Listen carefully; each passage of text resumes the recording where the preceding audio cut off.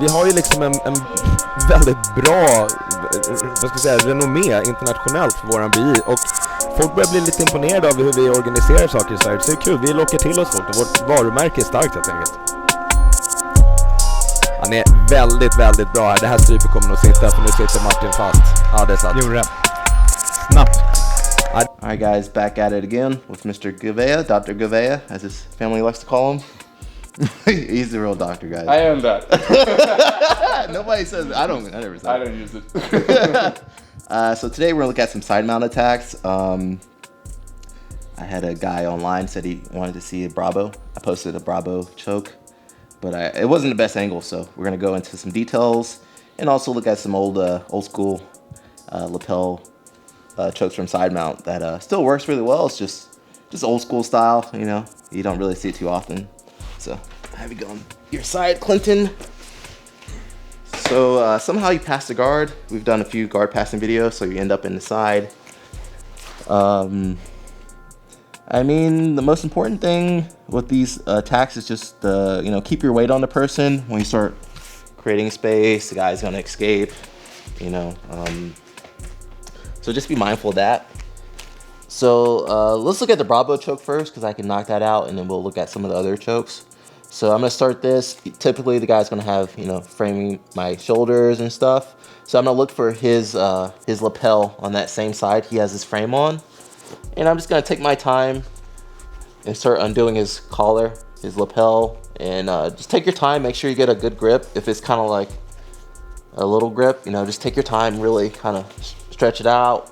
And then I like to stay on the collar as much as possible, so I don't like to get too wrapped up in the gi. I like to keep it straight. And I'm just gonna pass this grip to the cross-facing arm, okay? And notice I keep that shoulder pressure the whole time. While I'm sitting here doing this stuff, I keep the pressure on him, okay? I can also kind of use my forearm to frame his hips. So if you try to shrimp or bring your hip in, yeah, I can keep blocking that way. So I'm passing the grip, guys. Again, keep that lapel straight. It's gonna come in handy later. And I wanna pull that as tight as I can, okay? Look how I feed the grip and then I keep pulling it in, all right? From here, my next movement is gonna be to move to a knee on belly. And that just gives me more leverage, more space to move without giving up the side. So I'm gonna go back to his hip, frame the hip, and then I bring my knee, that same side knee, onto his stomach. All right, if you're in a tournament, guys, make sure you're bringing that back leg up to get points too. If you have that knee down, no points for the knee on belly. And so now I'm gonna pass this arm back over the front, okay? So I went here to the cross face, and now I'm gonna pummel my hand under his head, okay? It's like a snake or something like that. So I'm going palm up towards my body, go towards his head, and I really want to dip my arm into that grip, okay? Especially if this is shallow, I need to make the difference with my hand. And then, yeah, I go 2-on-1. And then from here, I like to make sure I have a good, just a good grip. Again, if I have like a little, just a tip, it's probably gonna slide out unless you're angry at the guy and you just wanna choke him out. You might be able to finish it. So again, make sure you slide that arm in through, and I'll sit here and tug a little bit more just to have it tight, okay? And depending on what he's doing, maybe he tries to shrimp out or something, that's fine. I'm gonna keep following him with that knee on belly, okay? But my main attack is gonna come across his face. And if I can grab his shoulder, that's perfect, or even the same side collar, okay? That's the ideal. Right now he's flat on his back, so I would probably go thumb inside the collar and aim for this kind of finish. But a lot of times the guy's gonna be on his side trying to push the knee off his stomach or push my chest or something. Exactly. So that opens up his collar.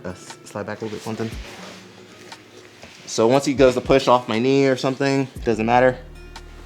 He goes on his side, and now that opens up that collar grip, okay? Again, I can go thumb inside, or it doesn't really matter too much, but I mostly wanna get my forearm in front of his neck. Sometimes I go in front of the face too, depending on where he's defending at. Scoot back a little bit, Clinton. Yeah, just depending on where he's defending, sometimes I go a little bit on that jaw. And it's all fair in love and jiu-jitsu, right? And because you see how he has his neck in the way a little bit, I'll pull him more onto his side. And I can finish here. Okay, one thing I will do, you know, say I'm having trouble getting him on his side, I'll bait him with the half guard. So he goes to trap my leg. And that will give me that side, okay? Again, coming across. I'm grabbing that same collar that I passed over earlier. And I'm kind of hooking into the collar. Again, pull him on this side. And I don't wanna go here unless I don't really like the guy. I wanna pull him more into me, okay? One thing that might happen, doesn't matter if you're on the side or this little half guard position, I'm gonna come out. He might go to push across my body, and then it's gonna be kind of hard to finish there. So we're just gonna go to the elbow, push it across our body. Boom, okay. From here, I can finish the same way I did earlier. Finish there. Sometimes I'll even kind of sit back and bait the guy to come on top. And that opens up a lot of more space for that neck. Okay, if you want to get fancy, or you feel like the guy's trying to pull back because he feels the trap, you, like try to pull your arm back. You feel him trying to pull back, scoot up a little bit. So I feel him trying to pull back, so I can't finish here.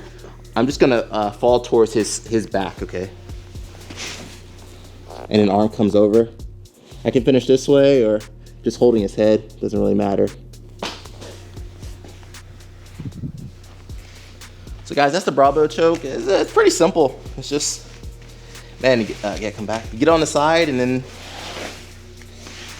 let me do the same side. You just, once you get on the side, I think just don't wait. So you're passing, you establish your side, and instead of just kind of sitting here breathing and points, you know, just go ahead and feed that grip. Even if you don't know how to do this move really well, it just gives me better control. You know, I could move to maybe knee on belly, start working to that quarter mount. It's just a really good control point. Again, once I'm here, I'm gonna start to sit up, feed the arm across, get that deep 2-on-1. I can stay knee on belly. And I like to, whenever I go knee on belly, I like to pull my elbow towards my knee, and it just makes it very uncomfortable. Again, I'm gonna get that reaction of him pushing my knee off, come across, looking for the choke. Okay, and you see, again, guys, I'm stuck here. I'm gonna pull him more towards me to get a better angle on his jaw. If he goes to push off of me, elbow goes across, I can finish with the cross face or with the choke, depending on how big the guy's arms and shoulders are. You know, it might be, if they're thinner, usually it's harder to finish. If they're more muscular, usually easier. I can finish here, I can finish sitting back. Or if I feel him trying to pull this arm back, I'm gonna follow him to the side, and then I can just reach over or here.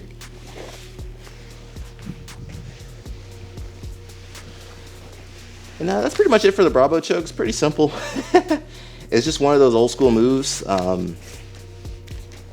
Just works really well. Man, get in there, go for it, man.